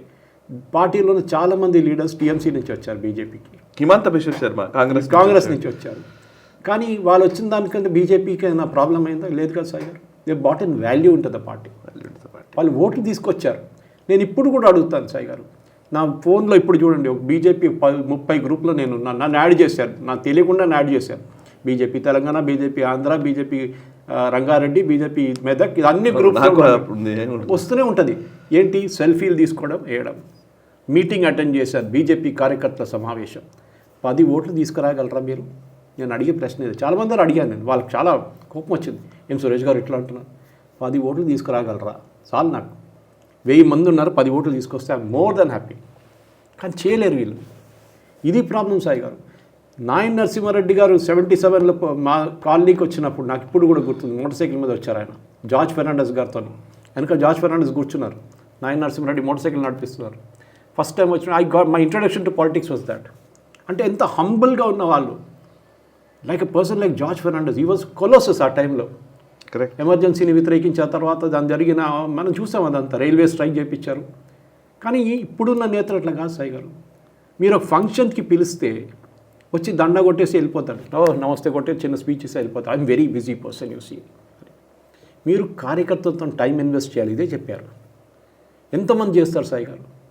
కార్యకర్తల దగ్గర టైం స్పెండ్ చేసి వాళ్ళ దగ్గర మాట్లాడి వాళ్ళ దగ్గర కూర్చొని వాళ్ళతోని ఉంటేనే వాళ్ళు మీకు ఏం కావాలంటే చేస్తారు సాయి గారు, మీకు ఏం కావాలంటే చేస్తారు. ఇది కొంతమంది నేతల దగ్గర ఈ కేపబిలిటీ ఉంది. మిగతా అందరూ లీడర్లు అయిపోయారు. సెక్యూరిటీ వాడు 10 మంది 4 సెక్యూరిటీలు, వాళ్ళకి రాగానే బొక్కే, అది బొక్కే వెనకకి పంపిస్తాడు, షాల్ వెనకకి పంపిస్తాడు. అది ఎవడు తీసుకెళ్తాడో షాల్ తెలియదు, ఎవడు బొక్కే తీసుకెళ్తాడో తెలియదు. దాని తర్వాత దిస్ కల్చర్ షుడ్ చేంజ్. ఇది జనసంఘ్ నుంచి వచ్చినప్పుడు చూడండి సాయి గారు, ఆ కల్చర్ ఉండే అప్పుడు. శ్యామాప్రసాద్ ముఖర్జీ లాంటి వాళ్ళు దో నషాన్ దో ప్రధాన్ నీ హో సక్తా అని చెప్పి పోరాటం చేసి జమ్మూ జైల్లో చనిపోయారు ఆయన. శ్రీనగర్ జైల్లో వడవరటిస్తుంది, కానీ జమ్మూ అండ్ కాశ్మీర్లో. ఇది మనం నేర్చుకోవాల్సింది. అప్పటి నుంచి ఉన్న leaders, founding fathers of BJP, అప్పుడున్న లీడర్స్, వాళ్ళు ఎంత కష్టపడి పనిచేసి ఎంత ఈ పార్టీని ఇక్కడ దాకా తీసుకొచ్చారు. ఒక జంగారెడ్డి గారు హన్మకొండ నుంచి, ఒక ఆకార్ పటేల్ గారు బేసానా గుజరాత్ నుంచి, 2 ఎంపీలు. వాళ్ళు చెప్పొచ్చు ఆ టైంలో what is there in this 2 MPs నుంచి where BJP has grown today. That is the confidence I గారు. And I think West Bengal is a classic example. Nitin Nabin గారు కరెక్ట్ చెప్పారు ఆ మాట. వెస్ట్ బెంగాల్ చూసి make it a laboratory experiment. Election ఎట్లా గెలవాలి, కష్టపడి పనిచేసి గ్రౌండ్ లెవెల్లో కార్యకర్తలతో వాళ్ళతో కూర్చొని లంచ్ చేయండి, అప్పుడు వాళ్ళకి కాన్ఫిడెన్స్ వస్తుంది. అండ్ అదే చెప్పారు ఆయన, that you know what BJP Telangana should do అని ఆయన చాలా క్లియర్గా చెప్పారు. ఆయన చాలాసార్లు చోటు తిరిగి వరంగల్ వెళ్ళారు, అక్కడ వెళ్ళారు, ఇక్కడ వెళ్ళారు, ఆదివాసీ మీట్ చేశారు, అన్నీ చేశారు. కానీ మళ్ళీ ఆయన ఏం చెప్పారు, ఎప్పుడు మీరు సెంట్రల్ లీడర్షిప్ వచ్చి మిమ్మల్ని కాపాడుకుంటుందని మీరు ఎక్స్పెక్ట్ చేయకండి. ఇది ప్రాబ్లం. అన్నిటికీ మోదీ గారు వస్తారు, అన్నిటికీ అమిత్ షా గారు వస్తారు. సారీ, మళ్ళీ మీరు ఎందుకున్నారు ఇక్కడ? That is my question. You should bring minimum 100 votes 1000 votes ఉన్న కెపాసిటీ మీ దగ్గర ఉండాలి. పార్టీని డిఫెండ్ అండ్ స్కీమ్స్ గురించి చెప్పారు సాయి గారు, నాకు అది కూడా చాలా నచ్చింది. నేను ఎప్పుడు చెప్తూ ఉంటాను చూడండి, మోదీ గవర్నమెంట్ ఇంత స్కీమ్లు చేస్తున్నారు, ఆ స్కీమ్ గురించి మీరు మాట్లాడండి. 10 స్కీములు తీసుకోండి సాయి గారు చాలు, BJP will win in Telangana out right. కానీ మీరు చేయలేకపోతారు. 2 bedroom హౌస్ డబ్బులు ఎవరు ఇస్తున్నారు? వాళ్ళు ఇందిరమ్మ ఇల్లు అని పేరు పెట్టుకున్నారు. 108 అంబులెన్స్ డబ్బులు చాలా మటుకు సెంట్రల్ గవర్నమెంట్ కడతారు, కానీ దాని మీద రేవంత్ రెడ్డి ఫోటో ఉంటుంది. రేషన్ ఏమో బియ్యం ఫ్రీగా ఉంది, లేకుంటే ₹2 ఉంది, అక్కడ ₹25 సెంట్రల్ గవర్నమెంట్ కడతారు, క్రెడిట్ రేవంత్ రెడ్డి తీసుకెళ్ళిపోతారు. ఇంకా ముందు కేసీఆర్ తీసుకెళ్లారు. ఏం చేస్తున్నారు? Why are you're not able to go and defend the party? మీలాంటి వాళ్ళు నాలాంటి వాళ్ళు చేస్తున్నారు ఈ పని. సార్ ఆయన మా పని మేము చూసుకుంటామండి, మీ పని మీరు చూసుకోండి. ఇది వాళ్ళ డైలాగ్. నాకు చెప్పగలుగుతాం కదా, మేము గెలవగలుగుతాం, మా పార్టీని మేము నడిపించుకుంటాం. మీకు 8 ఎంపీలు ఉన్నారు, ఒక ఎంపీ కాన్స్టిట్యున్సీలో 6 ఎమ్మెల్యేలు ఉంటారు. 48 సీట్లు రావాలండే కదా ఎమ్మెల్యేలు, ఎందుకు రాలేదు? కరెక్ట్, ఎందుకు రాలేదు చెప్పండి? నా దగ్గర బీజేపీ నుంచి గెలిచిన ఒక ఎమ్మెల్యే ఉన్నారు, ఆయన పేరు తీసుకొని నేను ఓపెన్గా చెప్పారు, సురేష్ గారు నన్ను వెనక నుంచి పొడిచినారండి. ఎవరు పొడిచినారు? బీఆర్ఎస్ కాదు, కాంగ్రెస్ కాదు, మనోళ్ళు అన్నారు. 1 MLA who's there with the party now. ఓపెన్గా చెప్పారు. ఈ పాలిటిక్స్ ఏ రోజు పక్కన పెడతారో, లేకుంటే మీరు కర్ణాటక బీజేపీ లాగా తయారైపోతారు. ఇప్పుడు కర్ణాటక బీజేపీ ఒక హైట్ దాకా వెళ్ళింది సాయి గారు, అక్కడి నుంచి కిందకు వచ్చేసింది ఇప్పుడు బికాస్ ఆఫ్ దిస్. ఓకే, మీరు పార్టీ కోసం కష్టపడి పనిచేస్తే నితిన్ నబీన్ గారు చెప్పినట్లు absolute nobody person Nitin Nabin, మీకు తెలియదు నాకు తెలియదు ఇట్లాంటి ఒక మనిషి ఉన్నాడు బీజేపీలో అని చెప్పి పార్టీ ప్రెసిడెంట్ అయిపోయారు. మోదీ గారు గుజరాత్ ముఖ్యమంత్రి ఉన్నప్పుడు కొంతమందికి తెలుసు, కానీ ప్రధానమంత్రి అయితే ఎవరు అనుకున్నారు? This is the only party where కార్యకర్త ఒక హైట్ దాకా వెళ్ళొచ్చు సాయి గారు, డెఫినెట్గా వెళ్ళొచ్చు. కానీ బియాండ్ దాట్ నథింగ్. ఇది మనం అర్థం చేసుకోవాలి. ఎస్ సార్, ఇక చివరిగా మనము యూపీ ఎలక్షన్స్ గురించి మాట్లాడదాం సార్ ఒకసారి. యూపీ ఎలక్షన్స్ కూడా సంవత్సరం ముందు అంతే, కరెక్ట్గా చెప్పాలంటే. కరెక్ట్, నెక్స్ట్ ఇయర్ మేలో ఎలక్షన్స్ జరగాలి. యూపీలో ఆల్రెడీ కాంగ్రెస్ పార్టీకి సంబంధించి కాంగ్రెస్ ఇన్ఛార్జ్గా ఉన్నటువంటి వ్యక్తి already Akhilesh Yadav party, Samajwadi party and Congress party రెండూ కూడా సమస్థానాలు, అంటే వాళ్ళకి ఎన్ని స్థానాలు మనం కనీసం హాఫ్ సీట్లని మనం పోటీ చేయాలని చెప్పేసి ప్రతిపాదన చేశాడు. అంత సీట్లు ఇస్తాడో డౌటే బట్ దాంట్లో ఇవ్వరని నేను అనుకుంటున్నాను. అండ్ యోగి ఆదిత్యనాథ్ గవర్నమెంట్ పట్ల వ్యతిరేకత కానివ్వండి లేకపోతే ఏమైనా ఉందా, సంవత్సరం ముందు జరిగేటువంటి షఫుల్ చేస్తున్నటువంటి పరిస్థితులు కనబడుతున్నట్టుగా ఉంది. ఈ అయోధ్య ఇంపాక్ట్ ఏ విధంగా యూపీ ఎలక్షన్స్ మీద ఉండబోతోంది? ఈవెన్ ఇందాక మీరు చెప్తున్నారు ఆఫ్ స్క్రీన్, నేను చదవలేదు ఎక్కడ, మీరు చెప్తున్నారు ఇందాక మాయావతి బ్రాహ్మణ్స్ వైపు ఆల్రెడీ వెళ్తోందని. సో అది నిజంగా అది కొంచెం సీరియస్ ఇష్యూ అవుతుంది. బికాస్ మోస్ట్లీ ఎంవై కాంబినేషన్ అనేది సమాజ్వాదీ పెట్టుకున్నది. ఎంవై కాకుండా ఉన్న శక్తులందరినీ కూడా బీజేపీ పోలరైజ్ చేయగలిగింది. అందులో కొంతమంది స్ప్లిట్ అయితే కనుక, ఇప్పుడు దళిత్ ఓట్స్ మొన్న పార్లమెంట్ ఎలక్షన్స్లో బీజేపీకి ప్రతికూలంగా పడ్డాయి. అట్లా మనం తీసుకుంటే కనుక బ్రాహ్మణ్స్ కూడా ఒకవైపు వెళితే కనుక అది ఒకవేళ బీఎస్పీ ఫ్యాక్టర్ ఏమైనా ఉంటుందా? అసలు వాట్స్ హ్యాపెనింగ్, నిజంగా యూపీలో ఏం జరుగుతుందో సార్ చెప్తారా? సాయి గారు, యూపీ అన్నిటికంటే popular state in the country. అవును, యూపీలో ఎవరు గెలిస్తే వాళ్ళు ఢిల్లీలో 22 చక్రం ఉన్నారు. ఇప్పుడు ఫైనల్ సెన్సస్ జరిగిన తర్వాత మనకి యాక్చువల్ ఎంత పాపులేషన్ తెలుస్తుంది. అది కాకుండా మొన్న మన నీట్ డేటా చూస్తున్నప్పుడు నేను చెప్పానో లేదు నాకు గుర్తులేదు మీకు, highest number of percentage wise చెప్పారు. అవును, ఎక్కువ మంది యూపీ నుంచి ఉన్నారండి. నేను అనుకున్నాను రాజస్థాన్ కోటా ఉండొచ్చు, లేకుంటే మన దగ్గర పాత గుంటూరు విజయవాడ ఉండే, ఇప్పుడు అది పోయింది అనుకోండి. కానీ ఇట్లాంటి కోచింగ్ సెంటర్స్ నుంచి వస్తా అనుకుంటే కాదు. ఢిల్లీలో రాజేంద్ర నగర్ ఉంటుంది, ఐఏఎస్కి చూడండి, అట్లాంటి చోటు నుంచి చాలామంది ఉంటారు అనుకుంటే కాదు, యూపీ నుంచి జరుగుతుంది సాయి గారు. ఎందుకంటే అక్కడ ప్రైవేట్ ఉద్యోగం అనేది ఇప్పుడు వస్తుంది సాయి గారు. కానీ యంగ్స్టర్స్కి అక్కడ ఒక ఫోబియా, ఏం చెప్తారు, ఫోబియా అని చెప్పలే, ఒక ఆశయం ఏంటంటే నాకు డాక్టర్ కావాలి, ఇంజనీర్ కావాలి, లేకుంటే గవర్నమెంట్ ఉద్యోగం కావాలి. మీరు రాజేంద్ర నగర్ లాగా ఢిల్లీలో, లేకుంటే మన దగ్గర అశోక్ నగర్లో హైదరాబాద్లో ఉన్నట్లు కోచింగ్ సెంటర్స్ ఉంటుంది అక్కడ. అది చాలా మటుకు సివిల్ సర్వీస్ ఉంటుంది, స్టేట్ సర్వీసెస్ ఉంటుంది, అన్నీ ఉంటుంది. అక్కడ ఉన్న యంగ్స్టర్స్లో సాయి గారు ఒక డిస్సాటిస్ఫాక్షన్ ఉంది. అది మోదీ గవర్నమెంట్ వ్యతిరేకం కాదు, అది యోగి ఆదిత్యనాథ్ వ్యతిరేకం కాదు, ఇది యూపీలో ఒక కల్చర్. అది ముందు మీకు గుర్తుంటుంది సాయి గారు, యోగి ఆదిత్యనాథ్ గారు వచ్చే ముందు ఆయన 2 మేజర్ థింగ్స్ మార్చారు. ఒకటి జాపనీస్ ఎన్సిఫిలైటిస్ అని చెప్పి అక్కడ ఒక డిసీజ్ ఉంటుంది, బ్రెయిన్ ఎఫెక్ట్ అయితే పిల్లలకి, చిన్న పిల్లలకి thousands of children used to die. కానీ యోగి ఆదిత్యనాథ్ గవర్నమెంట్ వచ్చిన తర్వాత గవర్నమెంట్ హాస్పిటల్స్ని ఇంప్రూవ్ చేసి కోవిడ్తోనే అదే టైంలో దే ఇంప్రూవ్డ్ గవర్నమెంట్ ఫెసిలిటీస్. ఇప్పుడు మన ఆనంద్ రంగనాథన్ గారు డేటా పెట్టారు, not even 1 child has died. Okay, పెద్ద మార్పు సాయి గారు. మనం అనుకుంటాం దాంట్లో ఏముంది, జాపనీస్ ఎన్సిఫిలైటిస్లో ఎంతో వేలాది మంది చనిపోతుంది, thousands of children used to die. It was accepted fact, rainy season especially. Second, అక్కడ ఇప్పుడు జరిగిన ఇప్పుడు మన రామ్ జన్మభూమి గురించి మాట్లాడాం, కానీ నీట్ ఎగ్జామ్లో కూడా చాలా మటుకు వాళ్ళ తప్పంతా వాళ్ళు ధర్మేంద్ర ప్రధాన్ కానీ మిగతా వాళ్ళ మీద పెడుతున్నారు. నేను ఎప్పుడు అడుగుతున్న ప్రశ్న ఒకటే సాయి గారు, జేఈ పేపర్ లీక్ కాదు, నీట్ ఎందుకు లీక్ అవుతుంది? It is a very obvious question. మొన్న కామకోటి దగ్గర అడిగారు ఈ ప్రశ్న. The problem is that is as computer based test, ఇదేమో paper based test. Paper based test జరుగుతుంది. ఇప్పుడు ప్రాబ్లం ఏమవుతుందంటే ఈ పిల్లలందరూ చాలామంది, నాకు ఎగ్జాంపుల్ ఇస్తాను సాయి గారు, వీళ్ళ దగ్గర రిక్రూట్మెంట్ ఎప్పుడు ఉంటుంది, రిక్రూట్మెంట్లో 10 సీట్లు ఉంటే, 10 పొజిషన్లు ఉంటే దానికి 10,000 మంది రాస్తారు, ఎగ్జామ్ రాస్తారు ప్రతి చోట. అంటే మన దగ్గర కూడా అదే జరుగుతుంది. కానీ ఇప్పుడు అక్కడ ఉన్న ప్రాబ్లం ఏంటంటే టీనా ఫ్యాక్టర్ అంటారు సాయి గారు. There is no alternative. Yogi Adityanath అన్నిటికంటే పెద్ద లక్ అది. ఆయన మీద పర్సనల్గా ఒక ఆరోపణ లేదు, ఆయన డబ్బులు సంపాదించాడో లేకుంటే ఆయన కరప్షన్ కేసెస్ ఇన్వాల్వ్ ఆ ఒక ఆరోపణ ఆయన మీద లేదు. Ram Janmabhoomi was attempt Yogi Adityanath link చేయడానికి, కానీ ఆయన క్విక్గా ఎస్ఐటి ఫామ్ చేశారు. ఈ డిఫ్లెక్టెడ్ ద ఎంటైర్ థింగ్. కానీ ఇప్పుడున్న పరిస్థితిలో సాయి గారు అక్కడ యంగ్స్టర్స్కి ఒక ప్లాన్ బి అనేది లేదు అక్కడ. ఓకే, ఎందుకంటే ఫెయిల్ అయ్యారనుకోండి ఎంట్రన్స్ ఎగ్జామ్లో, నీట్ కానీ జేఈ కానీ దాని తర్వాత స్టేట్ సర్వీస్ కానీ లేకుంటే సివిల్ సర్వీస్ కానీ, వాళ్ళకి ప్లాన్ బి అనేది లేదు. ప్రైవేట్ సెక్టర్ అనేది ఒక ఆప్షన్ కాదు. ఇది బీహార్లో మీకు కనిపిస్తుంది. You will find the same thing in UP. మొన్న ఒక ఫేమస్ కేసు మన బయటకు వచ్చింది బీహార్లో. ఒక యంగ్స్టర్ కంప్లైంట్ ఇచ్చాడు పోలీస్ స్టేషన్లో. ఏంట్రా అంటే, నేను గవర్నమెంట్ ఇంకా ట్రై చేస్తున్నాను, నా పేరెంట్స్ ఏమంటున్నారంటే నువ్వు పాస్ కాకపోతే నేను పెళ్లి చేయించేస్తాను ఇమీడియట్గా.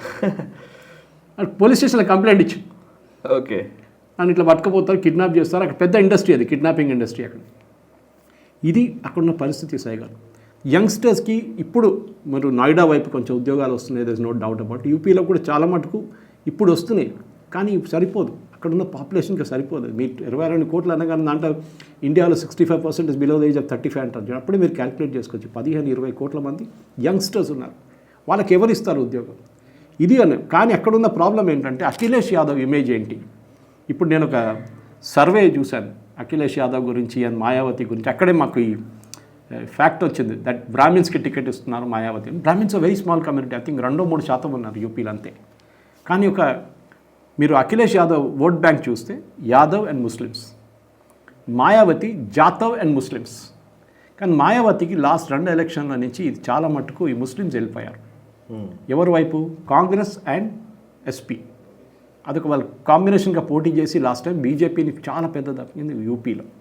వాళ్ళకి 240 సీట్ల కన్నా ఎక్కువ వెళ్ళలేదంటే దానికి 2-3 స్టేట్స్ మహారాష్ట్ర, రాజస్థాన్, యూపీ, ఈ 3 స్టేట్స్ చాలా పెద్ద ప్రాబ్లం అయింది వాళ్ళకి. సో అది కరెక్ట్ చేయడానికి ఈసారి దిగారు వాళ్ళు. ఇప్పుడు మనకు తెలుసు 400+ సీట్స్ ఉన్నాయి సాయి గారు election. So Yogi Adityanath already కానీ ఇప్పుడు అఖిలేష్ యాదవ్ ప్రాబ్లం ఏంటంటే, ఒకటి ఆయనకు ఒక ఇమేజ్ ఉంది దట్ ముస్లిం పార్టీ అని. ఇప్పుడు వాళ్ళ పార్టీ ఏమంటున్నారో మేము ఒక పీడిఏ ఆడిట్ చేస్తున్నామని. ఓకే, పీడిఏ అంటే వాళ్ళ పార్టీలో ఉన్న చాలా మట్టుకు పీడిఏ పిచ్చడా వర్క్ అంటే backward class, Dalit D and అల్పసంఖ్యక్ అంటే ముస్లిమ్స్. ఇప్పుడు పి అండ్ డి ఉంచుకుంటున్నారు, ఏని మార్చడానికి ట్రై చేస్తున్నారు. ఎందుకంటే వెస్ట్ బెంగాల్ చూసిన తర్వాత అఖిలేష్ యాదవ్ ఒక స్టేట్మెంట్ ఇచ్చారు, మీకు గుర్తుంటుంది, నాకు భయం వేస్తుంది. ఆయనకు భయం ఏంటంటే ఫస్ట్ టైం అక్కడ హిందువులందరూ కలిసి మమతా బెనర్జీని ఓడించగలిగితే రేపు మళ్ళీ యూపీలో అదే ఎక్స్పెరిమెంట్ జరుగుతుంది. ఓకే, బెంగాల్లో ఒకటే అడ్వాంటేజ్ ఏముందంటే బీజేపీకి, వాళ్ళు పక్కన బంగ్లాదేశ్ చూశారు. బంగ్లాదేశ్లో హిందువులను ఎట్లా చంపుతున్నారు ముస్లిమ్స్ అని చూసిన తర్వాత డైరెక్ట్ కోరిలేషన్ వచ్చింది వీళ్ళకి. ఇక్కడ ఇది కూడా యూపీలో జరిగితే మాకు it's be a problem for us అని అర్థమైంది. ఇప్పుడు ఏమైనా అంటున్నాడు, మేము ఏని మార్చుతున్నాం. This is official stand of Samajwadi Party. A is అగ్డా. అగ్డా అంటే ఫార్వర్డ్ క్యాస్ట్, ఓకే, ఆర్ ఆది ఆబాది మహిళలు. సో వాళ్ళు ముస్లిమ్స్ నుంచి దూరం వెళ్ళడానికి ట్రై చేస్తున్నారు, కానీ అది ఆ ఇమేజ్ పోదు. At the same time Rahul Gandhi సంగతి ఏంటని చెప్పి ఈ పర్టికులర్ సర్వే అంటే ఆయన విజిబుల్ కూడా లేదు గ్రౌండ్లో, ఆయన విజిబిలిటీయే లేదు యూపీలో, even though he's an MP from there technically speaking. So ఇప్పుడు యూపీ కాంగ్రెస్ లీడర్స్ కూడా అదే అంటున్నారు. వాళ్ళు మొన్న ఒక బీజేపీ ఇది చేశారు, వాళ్ళు ప్రొటెస్ట్ చేశారు కాంగ్రెస్ వాళ్ళు. అసలు ఎవ్వరు పట్టించుకోవట్లేదు సాయి గారు, సీనియర్ లీడర్షిప్ నుంచి ఎవరు రాలేదు. దాని మీద రాహుల్ గాంధీ ఒక స్టేట్మెంట్ ఇచ్చారు, మేము క్యాస్ట్ సెన్సస్ చేయబోతున్నామని. యూపీలో ఇది చాలా సెన్సిటివ్ సాయి గారు, క్యాస్ట్ సెన్సస్. అక్కడ యూపీలో ఉన్న క్యాస్ట్ బహుశా యూపీ, బీహార్, దాని తర్వాత ఆంధ్రప్రదేశ్, ఈ 3 స్టేట్స్లోనే క్యాస్ట్ అనేది చాలా స్ట్రాంగ్ కాంబినేషన్స్ ఉంటుంది. అది మనం చూస్తూనే వస్తున్నాం. ఇప్పుడు ఈ చెప్పిన తర్వాత immediately UP Pradesh Congress committee, మీకు తెలుసా సాయి గారు, యూపీ ప్రదేశ్ కాంగ్రెస్ కమిటీ ఉందా? లేదు, డిసాల్వ్ చేశారు 1 సంవత్సరం ముందు. ఇప్పుడు దాకా రీకాన్స్టిట్యూట్ చేయలేదు. Okay, perhaps only biggest state election 1 సంవత్సరం కూడా లేదు ఎలక్షన్కి. యూపీలో కాంగ్రెస్ కమిటీ లేదు, UP Pradesh Congress committee doesn't exist. ఆలోచించండి, ఇది ప్రాబ్లం. మీరు ఎవరిని సూపర్వైజ్ ఇచ్చినా అదే కాంగ్రెస్ లీడర్ అంటున్నారు. ఓకే, బయటా దియా జాతా హై, ఎవరైనా మంచిగా పర్ఫామ్ చేస్తే వాడిని కూర్చోబెడతారంట, నువ్వు కూర్చో, నువ్వు పని చేయకు. ఇంకా ఇది కాంగ్రెస్లో ఉన్న కల్చర్. సో యోగి ఆదిత్యనాథ్కి అన్నిటికంటే పెద్ద అడ్వాంటేజ్, ఆయన పాజిటివ్ అని చెప్పలేము, కానీ పాజిటివ్ 2-3 సెక్టర్స్లో, హెల్త్ సెక్టర్లో బాగా చేశారు, ఎడ్యుకేషన్ కూడా ఆయన బాగా చేస్తున్నారు. కానీ అన్ఫార్చునేట్లీ ఈ రామ్ టెంపుల్ కాంట్రవర్సీ వచ్చింది, కానీ ఆయనకు డైరెక్ట్ కోరిలేషన్ లేదు. బహుశా దానికి ఒక ఎమోషనల్ ఇంపాక్ట్ ఉంటుంది, ఒక 6 నెలల్లో, లేకుంటే దానికంటే తక్కువ టైంలో అది it will go of the radar అనమాట కంప్లీట్గా. కానీ రాహుల్ గాంధీకి ఇది పెద్ద problem, Akhilesh Yadav problem. UP election అనేది డెఫినెట్గా సాయి గారు 2029కి సెమీఫైనల్. బీజేపీ యూపీలో 300+ సీట్లు తీసుకెళ్తే then it is game over for Samajwadi party. Congress అయితే వాళ్ళు చెప్పింది కమిటీ లేదు వాళ్ళ దగ్గర, వాళ్ళు ఏం కాన్స్టిట్యూట్ చేస్తారు, ఎప్పుడు స్టార్ట్ చేస్తారో ఎవరికి తెలియదు. మనం చూడాల్సింది, ఎందుకంటే యూపీ చాలా క్రూషియల్ ఉండిపోతుంది సాయి గారు. నేను అన్ని 400+ సీట్స్కి నేను ఇప్పుడు అనాలిసిస్ మొదలుపెట్టాను. లాస్ట్ టైం ఎవరు గెలిచారు, ఎన్ని మార్జిన్తో గెలిచారు, ఎంత మార్జిన్తో గెలిచారు, లోక్సభకు వచ్చినప్పుడు అదే సీట్లు ఏమైంది. ఓకే, బీజేపీ గెలిచిన సీట్లు బీజేపీ ఓడిపోయారా? ఎందుకు లోక్సభలో పెర్ఫామ్ చేయలేదు? అయోధ్య లాంటి ప్లేస్లో బీజేపీ ఎందుకు ఓడిపోయారు? చాలా కారణాలు ఉన్నాయి. Now you to analyse that. And ఈ మన యూపీని నెగ్లెక్ట్ చేస్తే దానికోసం బీజేపీ ఆల్రెడీ వర్క్ స్టార్ట్ చేసేసారు యూపీలో, అది మంచిది. వాళ్ళ కమిటీస్ పెట్టేశారు, ఆల్రెడీ ఇన్ఛార్జెస్ని పెట్టేశారు, అన్నీ చేస్తున్నారు. అండ్ అఖిలేష్ యాదవ్ ఇప్పుడు దాకా డిసైడ్ చేయలేకపోతున్నారు. ఆయన అన్నారు అన్ని 400+ సీట్లో మేమే పోటీ చేస్తాం, బీ రెడీ అన్నారు పార్టీ వాళ్ళకి. ఇప్పుడు కాంగ్రెస్ వాళ్ళ సంగతి ఏమవుతుందో భగవాన్ జాలి. చూద్దాం సార్ ఏమవుతుందో. మీరు చాలా ఇంట్రెస్టింగ్ అంశాలన్నీ కూడా మీరు రేస్ చేశారు యూపీ ఎలక్షన్స్ సంబంధించి. సో మనం అఫ్కోర్స్ టూ ఎర్లీ కావచ్చు, but it's not too early Sai గారు. 1 year ఉంది. నేను ఈట్ల రాజేందర్ దగ్గర ఎప్పుడు చెప్తుంటాను మల్కాజిగిరి గురించి. 38 లక్షల ప్లస్ పాపులేషన్ ఉంది బోడుప్పల్ నుంచి కుక్కట్పల్లి దాకా. మీరు ఒక సంవత్సరం ఇస్తే కూడా మీరు కవర్ చేయలేరు క్యాంపెయిన్లో. కాదు మీతో గల్లీ గల్లీ తిరగాలంటే మీతో కాదు, అది అంత పెద్ద కాన్స్టిట్యున్సీ. నా ఆలోచించండి, అట్లాంటి యూపీలో 400+ సీట్లు ఉన్న అసెంబ్లీ ఏం చేస్తారు మీరు? ఎక్కడ పోటీ చేస్తారు? ఎక్కడ? I'm amazed. Anybody who says I have got control on the party అనేది యూపీలో మస్ట్ బి అ మెజిషియన్. ఆ దేవుడు రెండే ఉండొచ్చు, ఎందుకంటే ఇంపాసిబుల్ కంట్రోల్ చేయడానికి. ఎక్కడ ఏం జరుగుతుంది? ఉత్తరాఖండ్ పోయిన తర్వాత కూడా ఇంకా 400+ సీట్లు ఉన్నాయి వాళ్ళకి, 80 లోక్సభ సీట్లు ఉన్నాయి. అండ్ డెఫినెట్గా ఈ ఎలక్షన్లో 300+ 350 బీజేపీ తీసుకెళ్తే next election Yogi Adityanath will be the champion, దాంట్లో డౌట్ లేదు. Thank you sir, thank you very much. Thank you Sai గారు. సో చూసారు కదా, ఇది నేషనల్ రౌండప్. వచ్చే వారం నేషనల్ రౌండప్లో మళ్ళీ కలుద్దాం. జాతీయ వార్తాంశాలపై జాతీయవాద దృక్పథంతో చేసినటువంటి ఈ విశ్లేషణ మీకు నచ్చినట్టయితే వెంటనే ఈ వీడియోను లైక్ చేయండి, 10 మందికి షేర్ చేయండి, కమెంట్స్ ద్వారా మీ అభిప్రాయాలు మాతో పంచుకోండి. మనసా వాచా కర్మణ, దేశహితం కోసం నేషనలిస్టం. ఈ వీడియో మీకు నచ్చినట్టయితే లైక్ చేయండి, 10 మందికి షేర్ చేయండి, అలాగే కామెంట్ల రూపంలో మీ అభిప్రాయాలను మాతో పంచుకోండి. Nationalist hub group of channels ను సబ్స్క్రైబ్ చేసుకుని తెలుగునాట జాతీయవాద జర్నలిజాన్ని ప్రోత్సహించండి. ఈ వీడియో కింద ఉన్న బెల్ ఐకాన్ పై క్లిక్ చేయడం మర్చిపోవద్దు.